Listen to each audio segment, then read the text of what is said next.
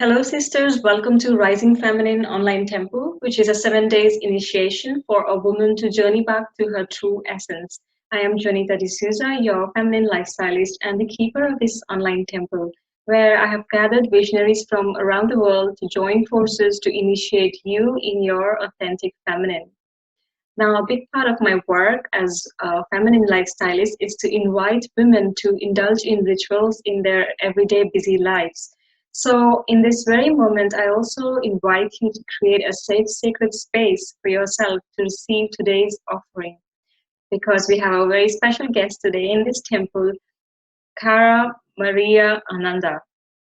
Cara Maria Ananda is a healing arts educator, holistic business coach, speaker, writer, and founder of Maya University. She is the creator of global online educational programs for visionary women, including the Healing Arts Business Academy, the Women's Healing Arts Teacher Training, and the Awesome Birth Teacher Training. Cara is an advocate for empowered living, natural wellness, women's health, transformational leadership, and conscious business. Cara, welcome. Oh, thank you so much. It's a joy to be able to be here to talk to you and to share with all of these wonderful women. Yes, I'm really excited and looking forward. I've been following your work for a really long time, and it was a pleasure to connect and then have you on board, and then you speak to the women watching this. So I'm really happy. Thank you. Thank you. So before we got onto this call, I did a small meditation based on the topic that we discussed that we will be talking today on. And I took out a goddess oracle card because I think the online temple is not very complete without that. And goddess butterfly maiden came in, Oh, and she represents transformation. Are you familiar with this goddess? I'm not, but I have a really strong connection with butterflies and Oh, transformation, of course, too. But butterflies to me are a really powerful sign. They often appear in my dreams and in messages that other people share with me a lot. So this is really, I think, very significant about going through this metamorphosis of taking everything that we've experienced and going into that cocoon chrysalis stage and using our challenges and our life stories and our unique experiences to rise up above that and rise above these obstacles and share with the world our beauty. I think it's very significant. That's awesome. nice. I was about to ask you if there is any resonance in this moment, but yeah, you just went for it. I also was thinking about, I was listening to a video by the Hopi elders, and they talk about the new times, and you are the ones you've been waiting for, and stepping into the leadership that we're going to talk about is so apt. And then this Hopi goddess comes out with butterfly maiden for transformation, and I found that I had chills. Really, I was like, wow, this is the topic that I think so many us women have to integrate in Hmm. ourselves, that we are the ones we've been waiting for. Yeah. And really excited to talk to you about it. But before that, I would like to know, and I'm sure the women watching would love to know, how did you get initiated in your sacred work? Oh, well, there's so many stories I love to share and talk about, but we'll go back. I just had a birthday yesterday, actually. Oh, happy Oh, birthday! thank you. And I just turned 39. And so if we go back 20 years ago, when I was 19, I had moved from New England, New Hampshire, where I currently am now and where I grew up, to the state of Washington to go to college. And I started having some really profound spiritual awakenings. I grew up in a very Catholic household, went to Catholic junior high, Catholic high school, and I distanced myself from spirituality because I didn't resonate with the teachings that they were teaching, especially in the school that I was at, which is previously an all boys school. Hmm. So being a girl in an all boys school with brothers that had been teaching for decades to just boys, it was like kind of the epitome of like patriarchal like religion. So I kind of shut down my spiritual side for a while as a teenager, even though as a child I had a lot of, mystical experiences and feelings connecting with nature and angels and things like that. But when I left and went away to college, I felt like I didn't know what I was, but I didn't believe what I had been told. And I was ready to tune into myself and to find out what it was. And I think that openness really opened the doorway. And I think getting further away from the communities that I had been involved in that had been telling me what I was supposed to believe. And I was like, I really want to think for myself. Yeah.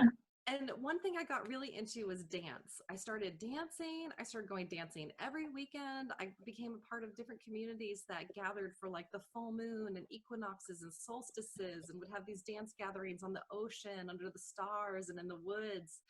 And through just dancing, just like freestyle, ecstatic dancing to music, I found this incredible connection to the source within me, within my body. And that really opened up through my own body of being a woman and being a human being, embracing the joy that is possible in our lives, that connection to what I believe is really an ancient universalist practice that we see all around the world of, dance to invoke trance states that allow us to connect with spirit and the divine through our own, consciousness. And it led me to go to massage therapy school. Actually, first I started seeing people's energy fields. I started having a really profound experience where I'd be interacting with people and I would actually see the energy like moving between people. Wow.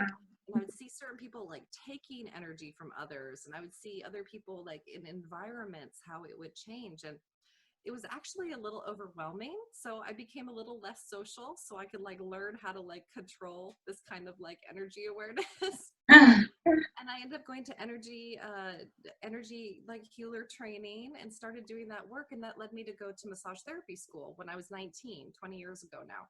And in massage therapy school, I had some amazing teachers. I felt very blessed. Um, and I started having dreams, and I started having these dreams where I was attending women in labor and like as a midwife and supporting them.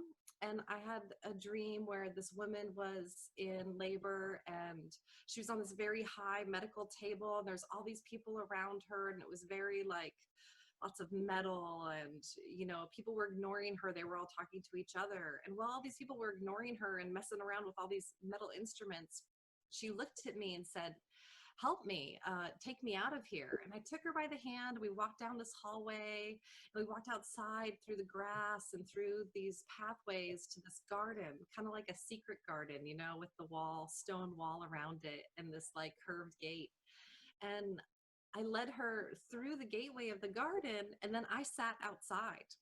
Well, she entered the garden in labor to give birth in like this wild, beautiful Wow. nature, sacred spot, but that was protected.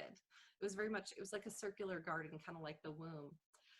And I woke from having these dreams, like repeatedly having these dreams of being around women giving birth. And I had never really thought much about birth before. And so I actually ended up sharing that with one of my teachers in massage school within the first like month or two of starting school. And she was a birth doula and a childbirth educator. And she was like, oh, do you know what a doula is? And I was like, no. And she's like, well, that's somebody who helps other women in labor and provides comfort and support for them. She's like, that's what I do. So she started bringing me books like every day. She'd bring me a book about, spiritual midwifery by Ina May Gaskin, Oh, and wow. Birth as an American Rite of Passage by Robbie Davis Floyd, and all these kinds of books. And I started studying, and then I found the book Woman as Healer by Jean Ochtenberg and read it, and was reading about this history that we women have from all around the world of being healers and being midwives. And when the first time I read the word midwife, I had chills all over my body. And I was like, I think that I must have been a midwife in like past lives. I was like, there's something about this, like the archetype of the midwife, of being a woman that supports other women through different passages of life, that really resonated with me. So I started studying women's health and worked in pregnancy and birth, and I'm still on that path. And so for years, I went on to be a pregnancy massage therapist, a craniosacral therapist specializing in pregnancy and infants, a women's health educator, a childbirth educator, a doula trainer, and being really passionate about just supporting women and being there for them. For a long time, I used to just get calls all the time. People would just pass my number around. They'd be like, "Where's Tara?" And I'd get these like phone calls, like being like, "Hi, somebody gave me your number. Can I talk to you?" And so that kind of developed over the years where about 7 years ago, I went through a period where I took a sabbatical from being doing one-on-one work in person, where I had a very busy private practice as a massage therapist and craniosacral therapist and educator um, and a birth doula, and I was on call a lot. And I had an experience where I really got burned out. I had too many births all at once. I hadn't had enough time out, and my mom got sick and passed away very quickly. And I decided that I was going to take time to grieve and to process and to reevaluate where I wanted to go with my life. Because having a parent die, I think really it strikes really close to home, where you realize that we don't know how long each of us have. And Yes. it's really important to not put off our dreams, No. to not think that, oh, I'll wait until I'm in my 40s or 50s or 60s to do this. I'm going to do this now, to realize that now is the time. Mm. This life is a gift that we have from our parents, from our, ancestors, from the world, from life. And it's our duty to do all that we can right now. Mm. So I rearranged my business and I decided that I wanted to be able to travel. I wanted to be able to spend more time with my children. I had one son at that time, and now I have three boys. Mm. And I wanted to be able to reach out and connect with people all over the world, like what we're Mhm. doing now, from, the United States to London to Yeah. this like incredible, the technology that we have to Yeah. connect. So then I put my work online, and I started with first my childbirth educator teacher training, which is now called the Awesome Birth Teacher Training, because I want everybody to feel like they've had an awesome birth and to feel like they have the resources and support to do that. And then came out with the Women's Healing Arts teacher training, and then after that came out with business trainings, because I found I had amazing women that were joining my trainings and we're just flying through them, and then we're still feeling a little stuck in sharing their voices online, Mhm. in their community, or feeling like, how do we take the next steps? So I created the Healing Arts Business Academy and the Women's Social Media Business Academy, and then started doing business coaching. And it's grown from there. So now I have a variety of different online courses. I provide one-on-one coaching with people around the world through, mediums like this, Skype or Zoom, or the phone. And you can also get all of my classes together. Maya University, Maya is actually the Greek word for to midwife, which means to bring to life, Mm. light. And so the goal of all my courses is really like not me being a teacher saying, this is what you should do and this is how it's done. It's saying we as women have this incredible wisdom within ourselves, within our bodies, within our wombs.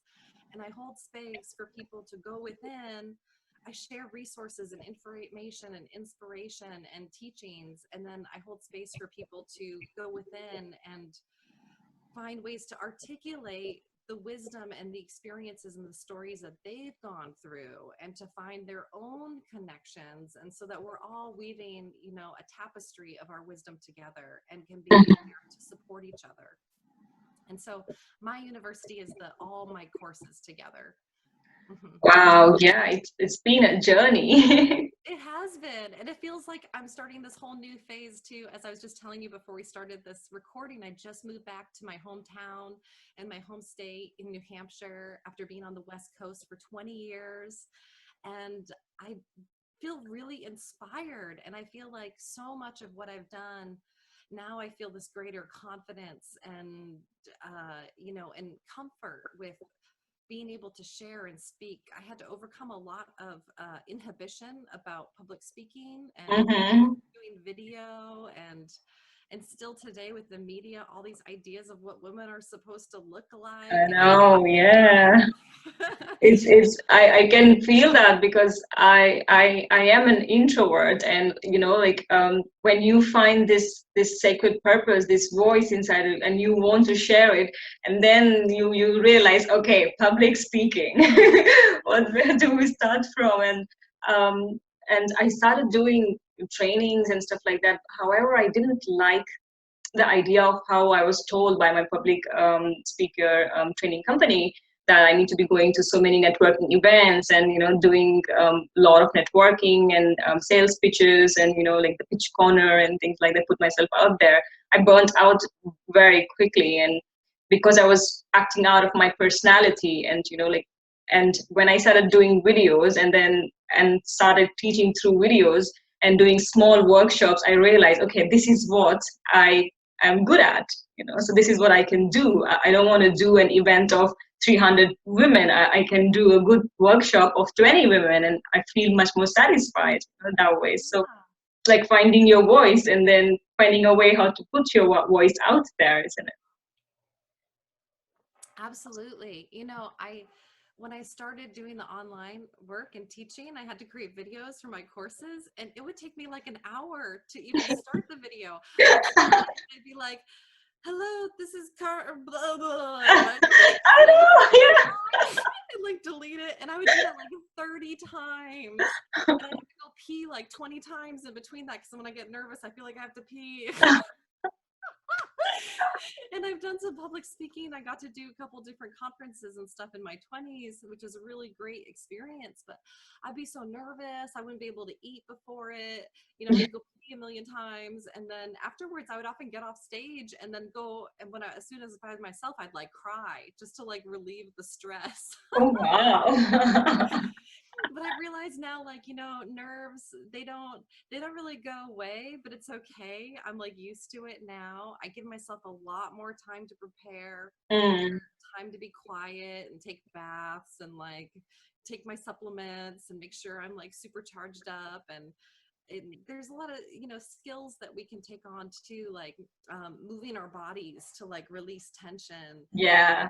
and really just loving ourselves and being like, I'm not anybody else. We're all unique people. And, you know, the idea that we need to like look a certain way or act a certain way, like that's just going to hold us back. And that's part of the whole like patriarchal conditioning that's been passed down, where when we're in these kinds of cultures that have this patriarchal conditioning, it's not just the male forces, it's actually been taught to the women, and we as women can pass that on through Mhm. generations. Yeah. Where, you know, I've had jobs when I was younger where it was the female bosses or managers that were telling me that I needed to put on more makeup, or I should wear heels, or, Yeah. you know, and I was like, no, I don't want to do that. Mhm. and and it's taken a while, but now I love it. I love that, you know, I'm just like, I'm just gonna be me, because otherwise I'm gonna be like frustrated that I'm not sharing my words. And I've realized that my passion is to really communicate like all the things that I've learned. You know, I learned through studying midwifery and through being a doula and all these things, so much powerful experiences. But I've also learned that my gifts are really to bring together all these different resources and information and share it with people in new ways, and to communicate that in new ways. And so I'm really passionate and feel really, really grateful to be able to be like a teacher and a coach. And, you know, all those things are just titles. Really, I'm just a voice. I'm just sharing my voice. And hopefully through doing that, you know, other women feel confident to step up and share their voices too and their stories. That's true. So, what does sacred feminine leadership mean to you? Mm. I am really passionate about supporting women to step up into roles of leadership today. And the sacred feminine to me is not like necessarily like an image of a particular goddess or a deity. It is really honoring the feminine spirit, which is present in all human beings, whether male or female. I believe that we all have this masculine and feminine aspects to us. But to me, honoring the sacred feminine is about honoring the feminine energy and uplifting it and allowing ourselves to love who we are as feminine beings and to recognize that there is a deeper element on the than the physical of being a female today that So, sorry, go on. I think that there's a lot of still today there's a lot of ideas that women or our physical bodies in the in the medical establishment or in the realm of different politics, there's been this idea that from the past, which is still encoded today, that our bodies as women, like our reproductive organs are only for having babies, and if we're not having babies, then there's no other purpose for that, or that our role, like I read a quote even that Napoleon Bonaparte had said something about how women were only baby making machines, that was the only thing that they were worthwhile. And that in medical establishments, a lot of doctors are taught that our breasts or our uteruses are only for making babies or making cancer. And it's this Oh, idea of like, that's so bad. I know it's so bad. And I mean, we're not always hearing that. And people might be like, well, I never heard that. I'm not hearing that. But there's these ideas that get passed on to people. And we feel the energy, of somebody, like you're talking about what's going on. And somebody's like, it's that, that like holds that vibration. And I want women to understand that as being in a female body today is an honor, and it's not about whether or not you have children.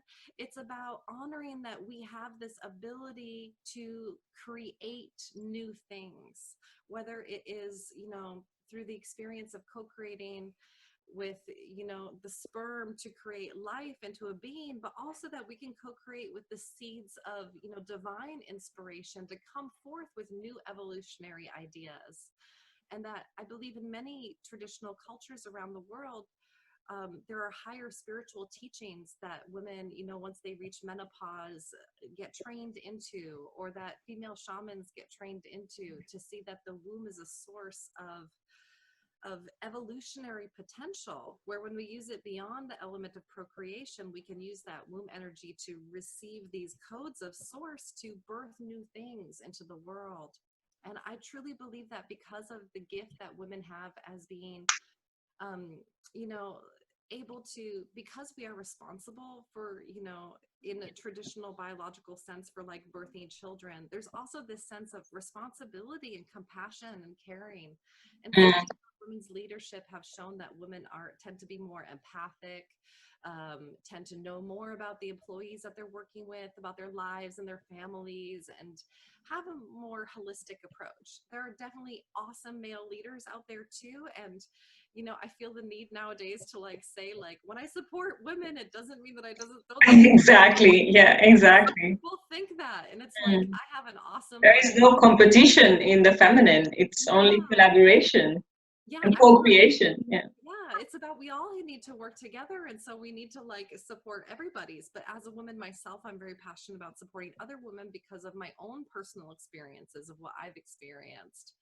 And so I believe that, as women step up into leadership today, that we are going to create more balance in the world, and that we're going to make sure that the needs of communities and families and children and all the little, the generations to come are going to be more cared for. And that because we see in our own bodies the resonance between our cycles and the cycles of the moon and the tides of the ocean, that we have this intrinsic connection to Yeah. the earth and the environment. And that I truly believe, like, as the Dalai Lama said, that women are here to bring forth great change and leadership today. And it really uplifts my heart through the work that I've done over the years, really the work that I've done, and the women that I've been blessed to work with inspire me continuously when I hear these incredible stories of women who step into doing the work that their heart is really called for, and when they feel permission from other people and support to be able to step into that, they change their lives. They get out of abusive relationships, or they are able to get their children out of abusive relationships. They're able And they to, support other women too. yes, absolutely. So, women's leadership is really what I'm all about right now, because I believe that when women are in leadership, that we are going to emphasize education and information for people, and really sovereignty, so that we can be in control of the best choices for ourselves and for our families, and support everybody in our communities, the men, the women, the children, the elders. Mhm. So how can, let's say that for the women watching, how can one get started to embodying this leadership, the feminine leadership quality on a day-to-day basis? Mm. Well, it's interesting to think about what is leadership, because I think a lot of times we think of leadership in the more male perspective of it Yeah, being like, bossy. yeah, bossy, or like the alpha male, like, oh, I'm the leader of the pack, oh, I'm the lead dog, Or you have to be perfect to be a leader. yeah. And leadership is not necessarily about being in charge. Leadership to me is really about empowering other people, and helping to recognize people's skills, and help to support them to enhance what they're naturally inclined for. It's recognizing other people's qualities that they might not even see in themselves, and helping them to bring that forth. And a good leader doesn't do all the work themselves. They help to create a flow where other people are stepping into their own power. So we can become leaders in our own life by personally sitting down. And one of my favorite practices is journaling. I believe that writing and journaling is very, very powerful.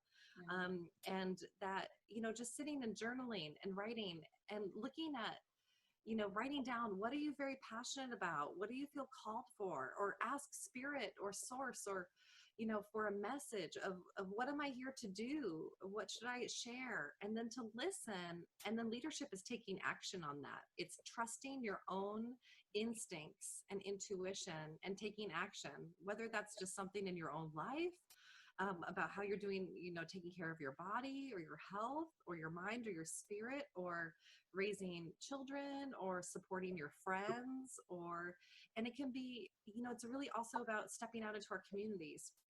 I believe today that we're seeing what you were talking about, the butterfly transformation. I believe that we're really in that chrysalis stage where everything is like kind of turning to mush.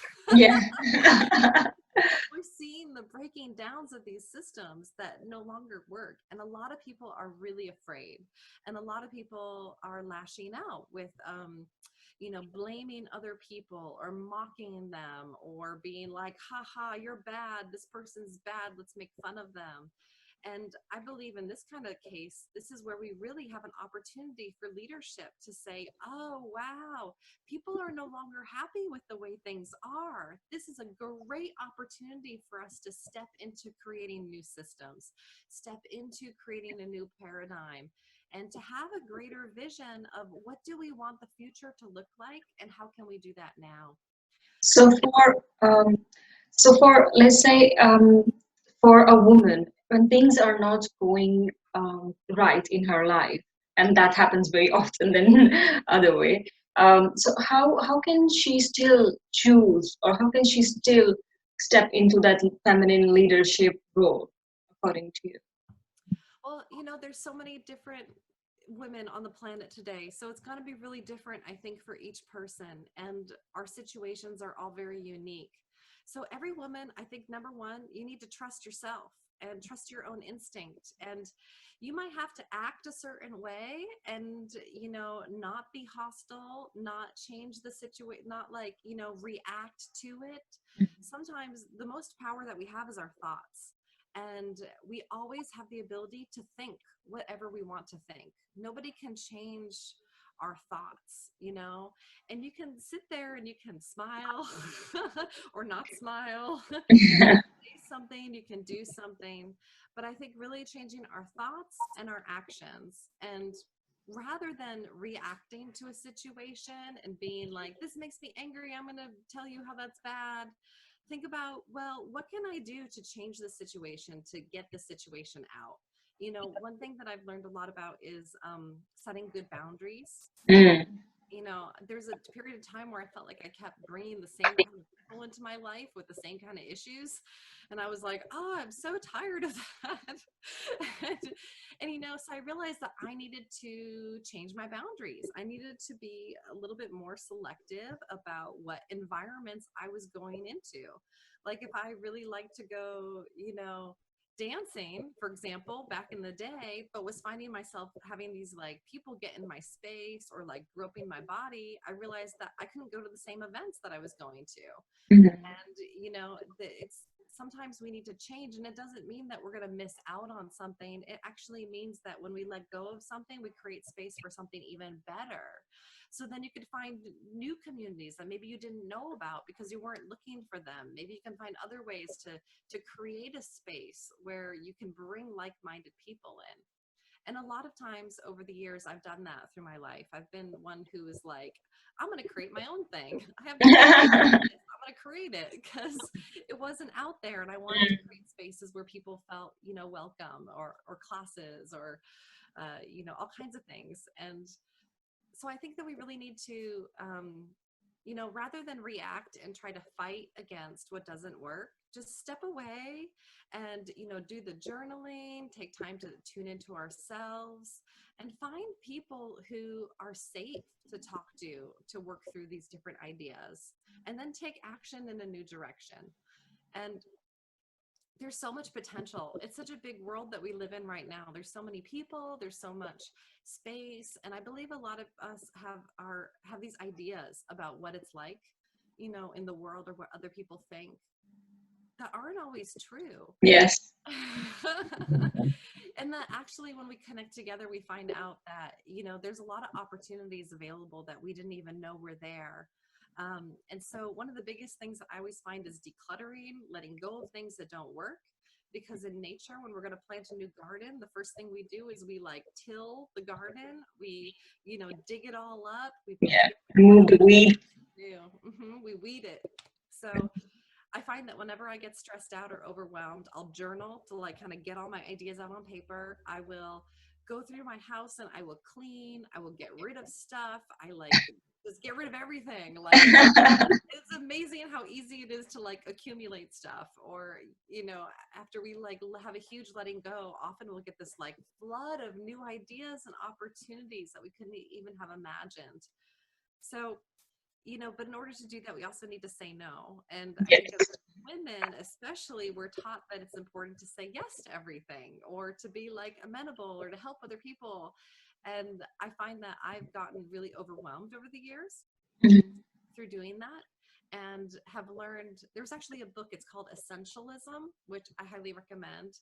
It's a really good book about how to it's more important to focus your energy on what's going to bring the most, results, the highest results and long-term results. Mhm. And that if you are doing like 12 different things, then you're only giving a 12th of your energy to that thing that's really your highest purpose. But if you Yeah.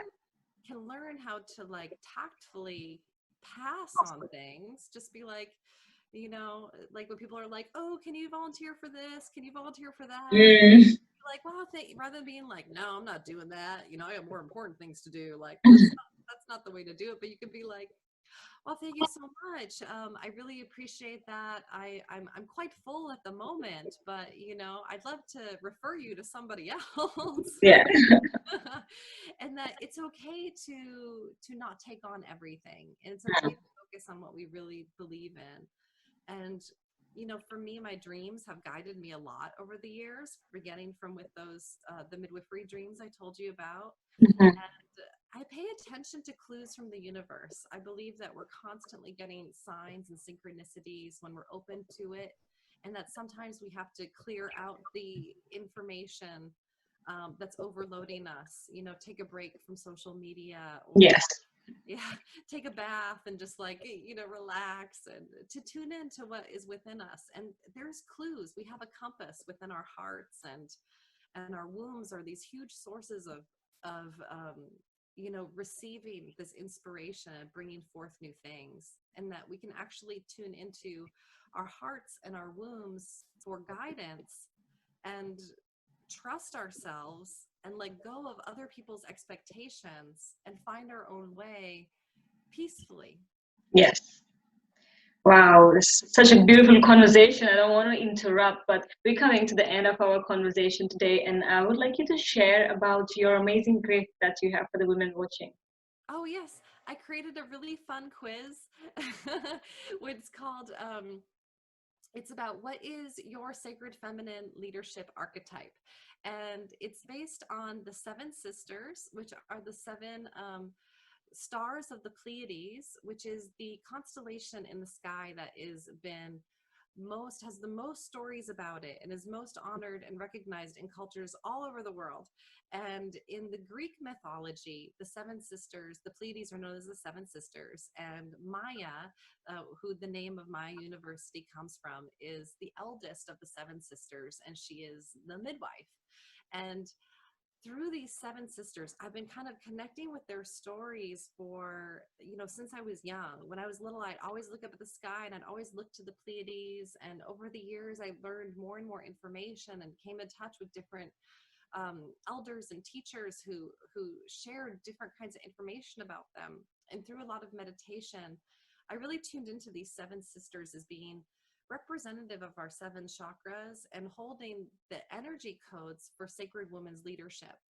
And it's Mhm. interesting because in the Greek mythology, these seven sisters were all really high goddesses who eventually were cast away. They were chased away and they turned into these stars, but they Oh, wow. shine their Okay. light.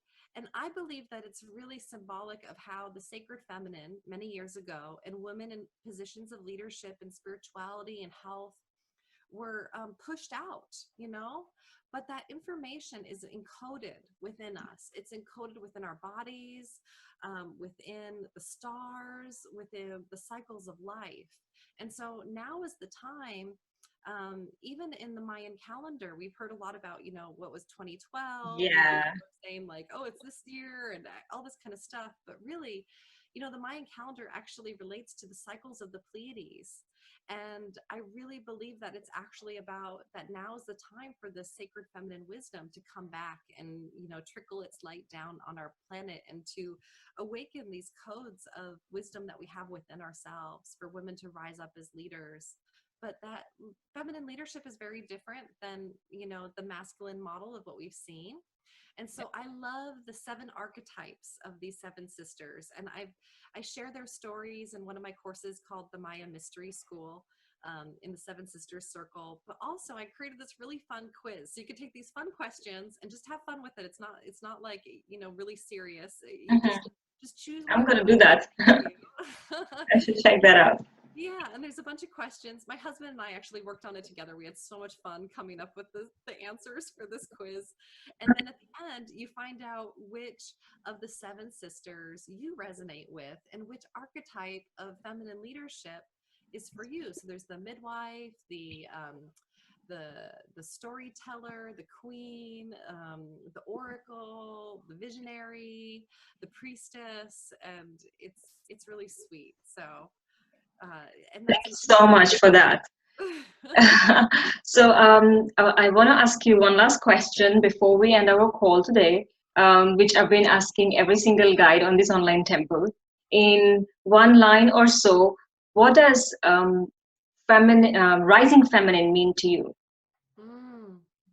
Well, rising feminine brings forth to me this image of like Kundalini rising, of Mm. using the sexual energy that we have as a gift as women that has been suppressed and put down for so long, and recognizing it as a source of energy in our lives that can help to fuel us to rise up into our true power, to create bonding and connection and love and creative expressions and brand new ideas and joy and positive chemicals throughout our body and our brains of like oxytocin and serotonin and all of these good feelings.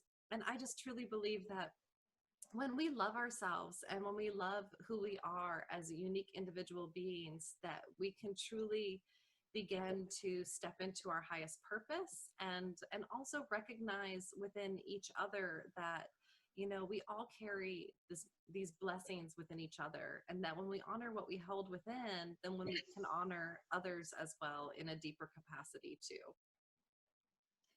Yeah, that's such a beautiful way to finish Rising Feminine. Yeah, I think that was more than one sentence though. But you know what? I've been listening to what everyone else is saying, and everyone has their own unique way of expressing it. But then it all means the same, and I really cannot stop myself from listening. Oh, wonderful. Thank you so much for holding this space, for the rising of the feminine. And I just feel like your energy is so warm and so beautiful and inspiring. And you truly do embody like that energy of what we need in feminine leadership today, where you have this like strength and confidence, but you're very much holding space for other women to step into their own, understanding and power. So thank you so much for allowing me to be a part of this. And I'm so honored. I'm so honored. Thank you for your time and your generosity, your guidance, your offering in this online temple space. And I look forward to connect with you. Thank you. oh, thank you. And thank you to everybody. I send you so much love and blessings. And feel free to connect with me at my website, karamariaananda.com. And if you have any questions, anyone about anything I've said or wanting more resources, feel free to write to me. I love Yes. connecting with people. And I will have the website link just below this video so you all can check out that. Okay, thank you. Thank you.